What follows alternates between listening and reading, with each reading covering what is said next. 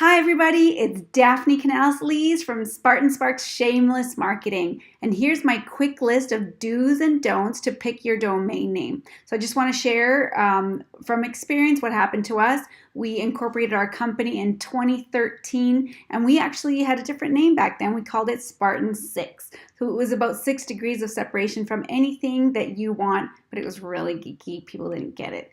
We have a better name now, but the reason that we actually changed it is because in 2015 we got a mentor through the Futurepreneurship program, and he pointed out that our name was exactly the same as a huge company's one product line. And I was like, well, no big deal. We can outrank them. We'll be like, they're not marketing. We're doing marketing stuff. And he was like, no. The bigger you get, you're going to have problems when you get big. So he's like, why don't you prepare now to not have those problems of getting in trouble with it from a big corporation for a name that is theirs. So I have another video that teaches you about how to look out for that.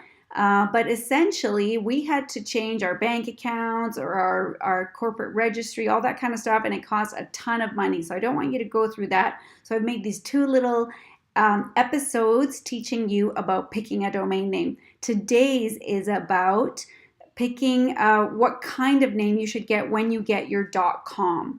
Okay, so the no-nos.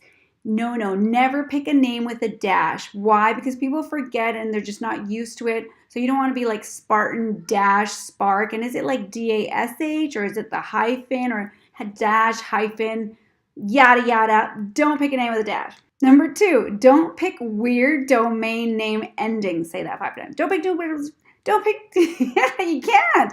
Don't pick weird domain name endings. Okay, a little example. We were out in San Francisco, all these tech women, and in California and in San Francisco, the weird domain endings like .law, whatever, accounting, I don't know, home, they are totally accepted there and understood. So there are 10 Canadian tech women at this meeting, and the woman puts up her contact info on the board, and her business name was tribal.ventures. And I watched over and over again as the women around me wrote tribal.ventures.com. They had thought she had made a typo on her PowerPoint, but the domain name, instead of like .com, it was .ventures. They didn't understand that. Don't get overly creative with your .whatevers. Just go for .com. If you're Canadian, you can do .ca. Like I said in my other video, if you're only going to work in Canada, go for .ca because it gives you more trust and credibility with Canadians. If you're thinking of expanding your business to the US, you have to have a .com or a anything else, not a .ca. So people outside of Canada don't really want to work with just .cas because that to them means that you're not a global company. So you can use those weird endings if you want a shorter domain name for fun. So there's .me, so you could be like Daphne.me. My email is info@daphne.me, something like that. So you can play with those little names so that you have a shorter email address or something fun like that, but not as the main name of your company. Also, I ran into someone who had a super generic name. They were like light bulb, that's light. I don't know. I can't remember. It was so generic. So when they did a search for their name, all this other stuff came up, and they were never going to outrank it because it was such a generic name. So be careful with that. Make sure there's a little bit of a unique factor in your name. Pick a short domain name as possible, but if you can't, it's okay. You just add an extra word in there, do the .com.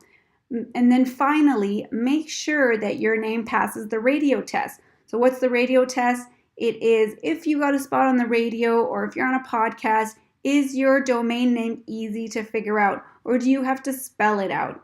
If you have to spell it out, you're in trouble. People are not going to remember. So, and the same thing if you're on the phone. Oh, hi, I'm Daphne at Spartan Spark, Spartan and Spark. And so that's really easy. But if I was like, we have this other company named DCBL Solutions, then I got to be like D like dog, B like bird, C like cat. And it's just 4 letters, but does not pass the radio test. So that's my lesson for today. See you guys next time.